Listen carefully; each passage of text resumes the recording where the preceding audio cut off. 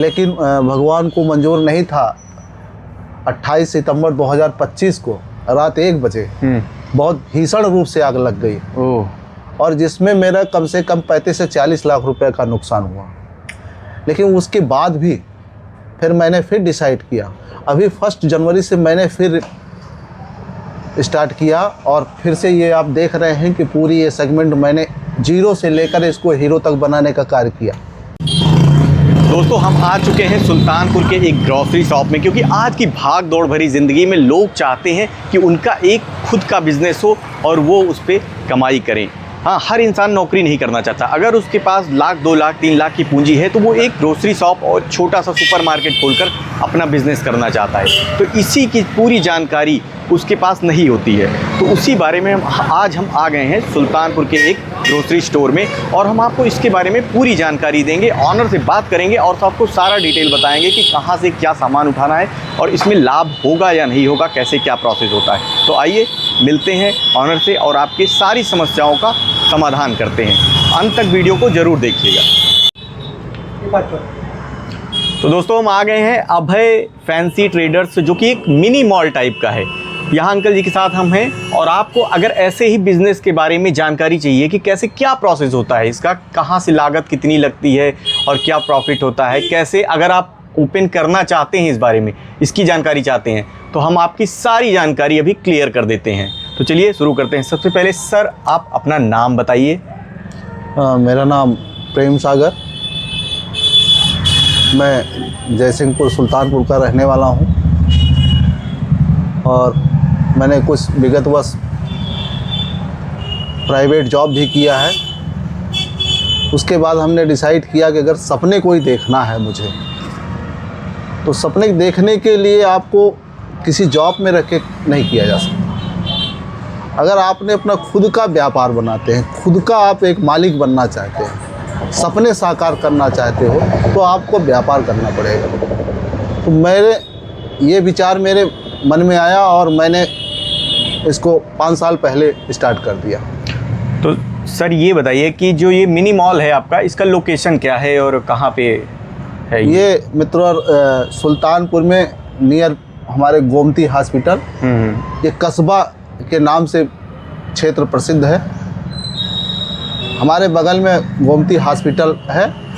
ये हमारी शॉप अभय fancy traders के नाम से है। तो सर ये बताइए कि जैसे आपने मतलब अभी आपने बताया कि इससे पहले आप कहीं जॉब करते थे प्राइवेट सेक्टर में, उसके बाद आपको आइडिया आया कि एक अपना खुद का बिज़नेस होना चाहिए जहां से हम अपने को स्टैंड अप या ग्रो कर सकते हैं। तो आपने ये आइडिया लाया और एक स्टार्ट किया। तो कौन कौन सी ऐसी चीज़ें हैं जहां आपको ज़्यादा पैसे खर्च करने पड़े इस सब चीज़ों में?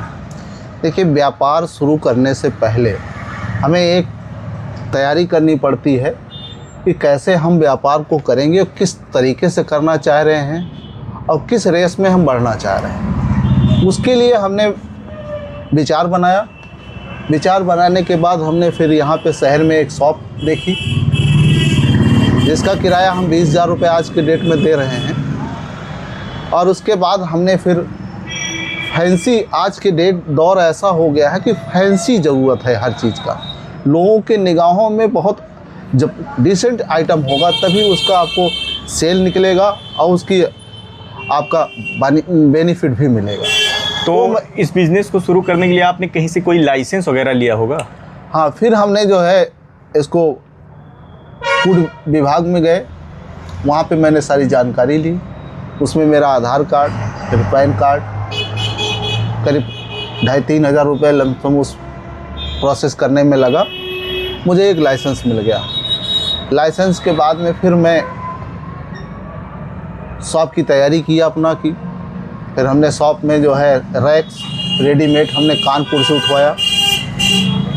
रेडीमेड कानपुर से उठाने से फ़ायदा ये रहा कि इसमें लुक बहुत अच्छा आता है और सामान रखने का व्यवस्था बहुत अच्छा होता है। लगा है, आप लोगों ने देख ही रहे हैं। हाँ, और हमने ये भी देखा है कि आपके यहाँ कॉस्मेटिक प्रोडक्ट्स हैं, बच्चों के सारे खिलौने हैं, ग्रोसरी भी है और उसके साथ साथ बर्तन वगैरह भी। तो मतलब एक घर की ज़रूरत का जितने भी सामान होते हैं लगभग आपके इस मिनी मॉल में सब कुछ है जी। तो क्या कितना प्रॉफिट हो जाता होगा महीने का? देखिए, अभी मिनिमम हम जो है पर डे बहुत कम देखते हैं, तो 10 से 15 हज़ार रुपये का लो टाइम पर हम सेल कर रहे हैं जी। और इसके बाद जो हम सीज़न पे आ जाते हैं तो हम 50,000 60,000 तक हमारी सेल जाती। तो वो सेल जब हमारा कन्वर्ट होता है तो मुझे जो है हम बहुत काटने पीटने खर्च सब काट देते हैं, तो 30% मुझे कहीं दिक्कत नहीं होती है, 30% मुझे बचत मिल जाती है। तो ये सारे सामान आप उठाते कहाँ से हैं थोक भाव में? ये बॉस जो है मैं सारा बाहर से दिल्ली से उठाता हूँ, कानपुर से भी आता है, हमारी 2 कंपनी से टाई अप भी है। वहाँ से मुझे जो है होलसेल का रेट मिलता, जो लखनऊ में आज के डेट में होलसेल किया जा रहा उस रेट में मैं बिक्री कर रहा हूँ यहाँ पर। तो और हमारे यहीं पास में 10 कदम दूर पर जो है केनाई डिग्री कॉलेज है, तो उसमें सारे बच्चे कम से कम 50,000 बच्चे होंगे।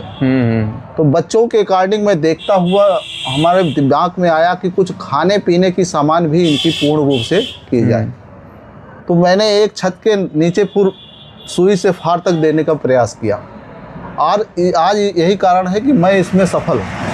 हाँ, वो तो हमने देखा कि आपकी दुकान में मतलब ग्रोसरी से लेकर खाने पीने किराने की सारा सामान उपलब्ध है। मतलब इंसान अगर एक बार यहाँ आएगा तो वो अपनी ज़रूरत का लगभग सारा सामान लेकर एक बार में जा सकता है, उसे कहीं बार बार दौड़ने की, दुकान से दुकान पे दौड़ने की ज़रूरत नहीं है। फिर ये बताइए कि जैसे आपने लिखा है कि होलसेल का भी आप काम करते हैं, तो क्या होलसेल का अगर जो गाँव में छोटे छोटे दुकानदार हैं वो आपके यहाँ से होलसेल का सामान आकर ले सकते हैं बेचने के लिए?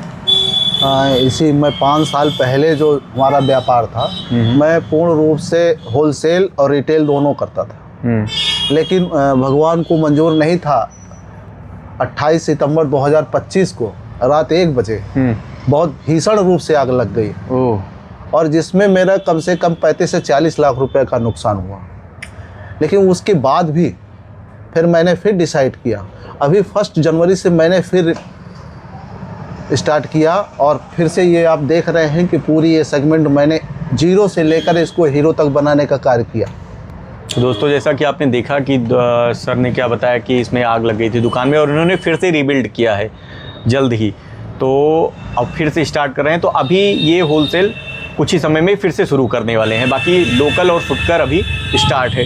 तो सर ये बताइएगा कि जो भी बिज़नेस ये शुरू करना चाहते हैं हमारे भाई लोग, तो उन्हें किन किन बातों का विशेष ध्यान रखना चाहिए कि उनका नुकसान बहुत ही ज़्यादा कम हो? देखिए, मैं दुकानदारों को विशेष तौर से बताना चाहूँगा कि वो व्यापार करते समय ये देखें कि क्षेत्र में किस चीज़ की मांग है, किस लायक यहाँ क्षेत्र है।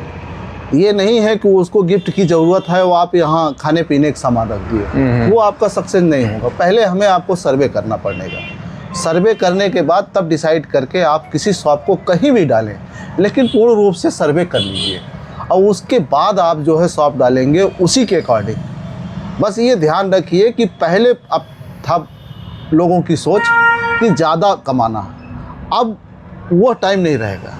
अब ये टाइम हो गया है कि मैंने एक स्लोगन भी दिया है ऊपर, होलसेल का रेट रिटेल में। तो मैं इस समय जो रिटेल कर रहा हूँ अभी होलसेल का काम नहीं कर रहा हूँ, लेकिन जो एक एक पीस लोग ले जा रहे हैं मैं होलसेल के रेट में सप्लाई दे रहा हूँ। इवन इसलिए दे रहा हूँ कि एक एक व्यक्ति के दिमाग पर मेरी छाप पड़े,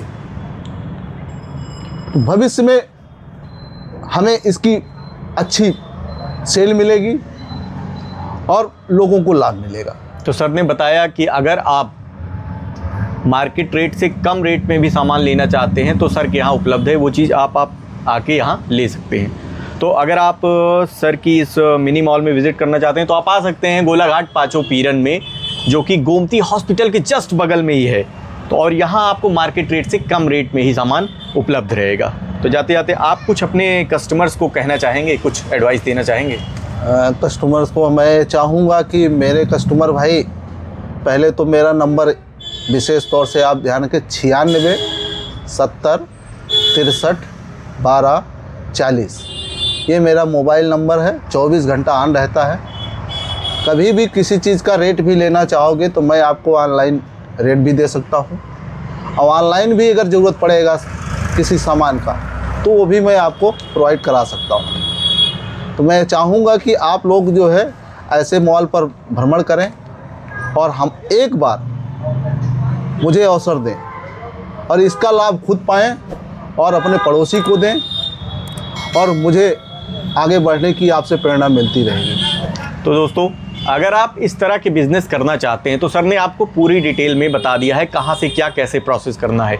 आप भी अगर अपने शहर में, गांव में या चौराहे पे कहीं भी ऐसे मॉल खोलना चाहते हैं जहाँ पे आप सारे ग्रोसरी शॉप, कॉस्मेटिक प्रोडक्ट्स वगैरह रखना चाहते हैं और एक अपना बिज़नेस सेटअप करना चाहते हैं, खुद मालिक बनना चाहते हैं, तो इस वीडियो के माध्यम से आप ट्राई कर सकते हैं और यकीनन आपको सफलता ज़रूर मिलेगी। Thank you. नमस्कार भाई।